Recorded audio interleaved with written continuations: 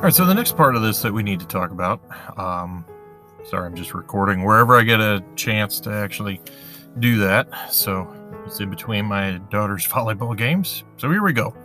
The next part of this that we need to talk about is that attempt to bring about equality, social reconstruction. Remember, that was the third and final goal that Lincoln had talked about. And in many ways, is probably going to be the most difficult to try and see happen. And then under that whole idea of equality, that's further split into political equality, things like the right to vote and citizenship, membership, and the ability to serve on juries and those sorts of serve political office, get elected to political office, those kinds of things. And then the social equality, how people treat each other. And those are going to be of varying degrees of difficulty as well. The political part theoretically should be a lot easier. That's about changing laws, but the actual social equality, where you've got true racial equality, the two races treating each other the same way, is much more difficult because that's going to involve trying to change people's hearts and minds. All right, so as we look at this, something to think about is, what do the competing groups want? The radical Republicans and the freed slaves are going to be very, very similar in their desires. They're the ones that want to change the most. They're the ones that want to bring about true social equality and true political equality. We know that Southern whites, you can probably figure that out, what they're interested in, and it's neither of those things. And so then the great deciding vote here is going to be, what do white Northerners want? And where are they going to land on this issue? And how is that going to change the equation? That's the great dividing point there. And what do we remember about white Northern attitudes about slavery prior to the Civil War? Well, I shrug of the shoulders. And for a lot of them, it was somebody else's problem somewhere else. And has the Civil War changed that attitude in many of their hearts and minds? That's something for us to kind of think about. All right, so let's look at some of the mechanisms that are used to try and bring about social equality, equality, in a political sense. First, let's look at the Freedmen's Bureau. One of the issues that happens at the end of the Civil War is the newly freed slaves have been, as we talked about with our economic efforts, the newly freed slaves have been given their freedom, which is a significant thing to be given, but that's it. And you don't live off of, you don't eat freedom, so what are you going to do to make a living? And what can you do to help transition into freedom, where you actually own some property, have a house, those kinds of things? Well, there were some halting efforts at the end of the war where some of the Civil War generals were trying to potentially take land that had been things that had been confiscated from Southern property owners because they had been breaking the law and not paying their taxes. And that's one of the things that happens to you if you don't pay your taxes, is the government they'll get their money one way or another. And one way for them to do that is to seize your land. So there was a school of thought that, hey, we've got a whole nation of people here that haven't been following the law. Let's seize that land. Let's give that to the newly freed slaves, and let's really try and work towards creating that equality. And if you're a Republican, one of the side benefits of that is that you're looking at creating a whole new class of voters that will vote Republican because you're the party of Lincoln. That's the people are going, newly freed slaves are going to identify with that party and stay with that vote. So that's one of the reasons why they're also interested in this as well. Well, long story short, those efforts are cut off at the knees. That there's a decision is made that that's unconstitutional, that is not the way to actually bring about an end to the rebellion and getting people to Southern whites to try and come back into the Union. That's no kind of enticement. We're going to take your stuff. So the decision is made to shut those programs, that idea down. Now, one thing that the government does create in its stead then is the Freedmen's Bureau.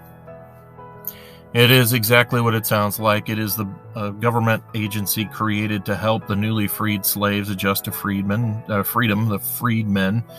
I'll just skip down to the end of this and talk a little bit more about it as I go. But the end of the story is that it is underfunded and exists for too short of a period. It only lasts for 3 years. And they don't really put enough money behind it to really create lasting change. I mean, think about it. You're talking about trying to fix a tradition of slavery that goes back at that point hundreds of years, and you're going to take care of that in 3 years. Well, no, you're not. And that just is why the Freedmen's Bureau is an example of, like so many other things in Reconstruction, what might have been, and missed opportunities. One of the big successes of the Freedmen's Bureau, and one of the lasting successes actually of Reconstruction, is the creation of Southern schools. Public schools were pretty much exclusive to the North prior to the Civil War. The Southern schools were private schools. They had a lot of military schools, which actually paid dividends to the South during the Civil War because they had so many more trained generals than the North did. There were a lot more Southerners that looked at that as a legitimate career option because that was part of their schooling. The North had increasingly been creating public schools. So the freedmen's schools and just public education in general was really introduced to the South during Reconstruction. That is one of the great hallmarks of Reconstruction. One of the successes of Reconstruction is the creation of widespread education. But for the other things, so for the land redistribution, promises of trying to really help people adjust to freedom and give them a true heads up and a leg up on that process of becoming an American citizen, the Freedmen's Bureau is a day late and a dollar short.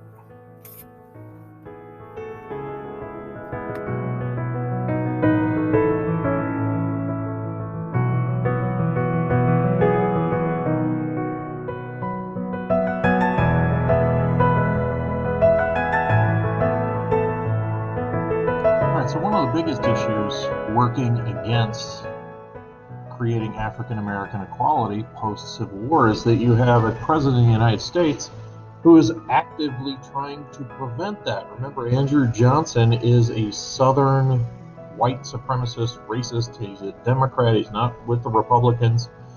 And so he is doing everything he can to try and maintain the social order of the South, where there was racial superiority for the whites, where they got to do whatever they wanted to do, and African Americans were on a much lower rung of the ladder. And so the radicals in Congress are frustrated with this, but there's little that can be done right off the bat. Because here's the issue. Remember that first week of school I said that Supreme Court decisions are like a sledgehammer. Once a Supreme Court decision is made, it is so difficult to overturn it. There's really only two ways to do that, and one is to wait until the makeup of the court is different, so you have different justices that might rule in a different way. But that's something that could take years, because remember, Supreme Court justices serve for life. So this could be something that might take decades to overturn. The other way is to amend the Constitution, which is not an easy process. It's only happened a few times in American history. Remember, 27 times total, and 10 of those happened right off the bat. So the issue is that you still have the Dred Scott decision hanging out there. Dred Scott decision said that blacks were not citizens and could never be citizens, and the Civil War doesn't change that decision.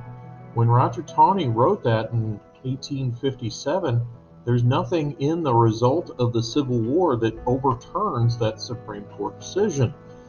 And so it's going to take something beyond just a law being passed or the war itself, as much as the things are changed as a result of the death of those 750,000 people.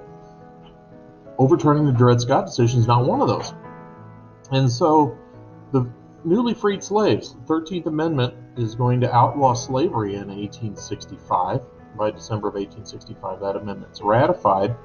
So African Americans are no longer slaves, but that doesn't make them citizens either. Remember, the Dred Scott case had held that blacks could never be citizens. So although they are free, they are not citizens. They do not have all citizenship rights. And so they're in some sort of purgatory there between being a citizen and not being a slave. And those are different. And as a result of that, the southern governments that are recreated under Johnson's Reconstruction, that are going to exist there for a while until the radicals take them apart, are going to pass a series of laws called black codes. Now, don't get this confused with Jim Crow. I'm sure you might have looked at things in like English class where you've looked at Jim Crow and talked about segregation. The black codes are not Jim Crow laws. We'll get to those in the next week. But the black codes were laws that were passed in 1865, 1866, where African Americans are going to not be citizens and not going to have all of the rights that a citizen might have. And the black codes were specific to African Americans, and what they did is they essentially returned African Americans to a state of slavery. Now, they're not owned by people, but that, for instance, under the black codes, African Americans could not own guns. Why would they make sure that that was the case? Well, so they couldn't defend themselves against any attack that might come from eventually from like the Klan. So it was illegal for African Americans to have weapons. They weren't allowed to be on the road without essentially a hall pass. If you didn't have a note from your employer explaining why you were on the road, then you could be arrested. So what you see there is that's not slavery, but it's not a whole lot different than that. If your employer basically has to give you permission to travel, what kind of freedom is that?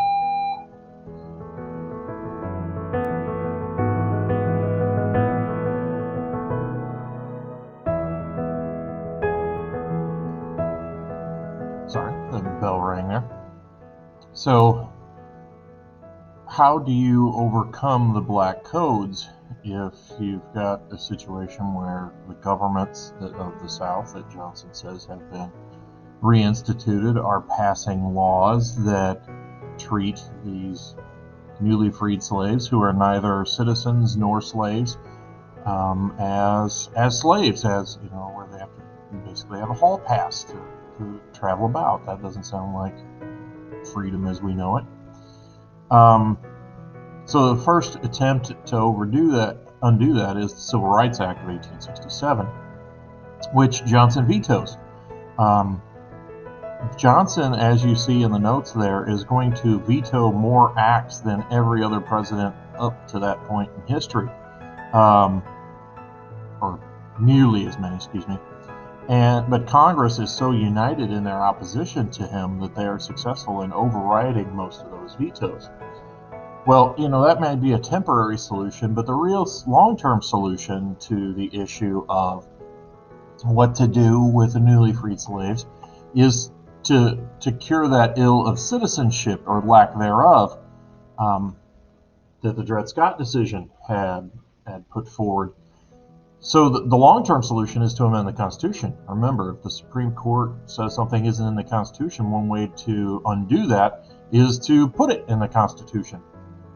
And the Republican Congress and the Republican-controlled states of the North are in a mood and a mindset at this time to put things in the Constitution. You're going to have 3 amendments that are going to be ratified in the span of 5 years, which, if you've been paying attention as we've talked about that's lightning speed, that you're going to have 3 amendments in 5 years. You've got 27 in all of American history, and 10 of those happened, remember, in the first couple of years of the Bill of Rights. So 17 in 230 years of history. So 3 in 5 years is exponential growth. The amendment that's ratified is one of the most important amendments today, the 14th Amendment, which was designed specifically to undo the Dred Scott decision. What it did is it made anybody that is born in the United States a citizen, regardless of whether or not their parents are citizens. If you're born here, you're a citizen. And that is going to cure that ill of the Dred Scott decision that said that African Americans could never be citizens and slaves could never be citizens. No, the Constitution says if you're born here, you're a citizen. The other thing that it does is it guarantees due process rights. Well, you already have the Fifth Amendment that does that. So why is the 14th Amendment, why is it so key? The element of the 14th Amendment that makes it so important then and now is this. It's something called incorporation doctrine. Now, this is pretty advanced government stuff that I'm talking about here, but I do think it's important for you to understand it. The idea of incorporation doctrine is that it takes all of your federal protections of your rights, the First Amendment, Second Amendment, Third Amendment, Fourth Amendment, and it protects you against all levels of government. What you probably didn't know is that prior to the 14th Amendment, your First Amendment rights were only guaranteed protection from the national government, not from your state government or your local government. Now, in most situations, that wasn't an issue because most states had their own bills of rights, like Missouri has its own Bill of Rights in the Missouri Constitution. So that's usually not an issue. But what you've got here is you've got a collection of states in the southern states that obviously are not inclined to protect the rights of all of their citizens. So what can you do if you're the Republicans in the North and you're afraid about how southern state governments are going to treat their newly freed African American citizens? Well, you create the 14th Amendment and this incorporation doctrine element of it, where it incorporates all of your federal rights protections into the Constitution as protections against all levels of government, not just the federal government, because it's the federal Constitution. That only applies to the federal government. Well, no, now it doesn't. The 14th Amendment, with the Supremacy Clause, so where the federal government is more powerful than state governments, has the authority to say these rights are protected against every level of government in the United States. And so it is one of the most important amendments today. In most Supreme Court decisions where there's going to be an element, of some state or local government involved, it is the 14th Amendment that allows the federal Supreme Court to rule on that. If it weren't for the 14th Amendment, they would have no right or no say-so in that whole equation. So that is why the 14th Amendment is one of the most important amendments today, here as we sit in 2020. Okay? So it is important because it protects the rights of the newly freed slaves. It protects the rights of all citizens, which is key. That's what they're looking for here. Guarantees due process rights of all citizens. So this is specifically designed to undo those elements of the Dred Scott decision that said blacks can never be citizens and that they have this special set of laws that apply to them. It's also designed to get rid of those black codes and take away any government's ability to pass a law like that. Now, in addition to this, and next time we talk, I'll talk about how Congress at this point is also going to make sure that the southern state governments that are put back together by Andrew Johnson can't do this because they're going to take them out of existence. They're going to hit the reset button on Reconstruction and wipe those governments out and make them have to re-enter the Union altogether. Now, here's what you need to understand. These are things that the government is going to do to make sure that southern state governments don't treat their newly freed African American citizens as anything less than full citizens. But that does not mean that every white Southerner is going to accept that. The other thing that you need to remember is that white Southerners are in a majority. There's more white Southerners than there are African American Southerners. So there is an effort outside of the law to suppress the rights of African Americans. And as we look at Reconstruction, and especially as we look at that time period after Reconstruction, after the Union Army leaves the South, because there for a while, the Union Army is in occupation of the South. It's a defeated territory, so they can uphold the directives of the national government. You actually have the guns of the army to support that. But before all of that happens, the KKK is created. And it was designed to try and suppress the rights of the newly freed African American citizens. It was going to do everything it could to make sure that even if they had rights that were guaranteed by the 14th and later the 15th Amendments, that they wouldn't use them, because the message was that if you try and use these rights, if you try and act like an equal citizen, if you try and vote like an equal citizen, the KKK is going to show up on your front yard and, if you're lucky, just beat the crap out of you, but probably more likely kill you. And so that was specifically designed to keep you in a subservient position. Now, at this point, the Republicans of the North are not going to just accept that as this is the way of the world. And they do at this time have a special tool at their use, and that again is the occupation of the southern states by the federal army. You may or may not know this, but the army is not to be used for law enforcement purposes. That's the kind of stuff that a dictator would do. We have police forces that do that. We don't have the army walking our streets enforcing our laws. But these are special times and special circumstances. And it's also an element of the fact that the Republicans have hit the reset button on Reconstruction, so southern state governments don't exist for a while. The South is under what you call martial law, where the military is in control. And as part of that, one of the things that is done is passage of the Enforcement Act of 1870, another one in 1871, that really sends the U.S. Army after the KKK, which is fairly successful for a short period of time, enforcing the KKK underground and taking away most of its power. Does that mean that the Klan doesn't exist? Of course not. It's still around today, but it was not an open, active organization there for a few years. The question then becomes, what's going to happen when Reconstruction's over? When the Union Army is no longer in possession or in occupation of the southern states, what's going to happen to the rights that are protected by the Army while it's there? Will they last?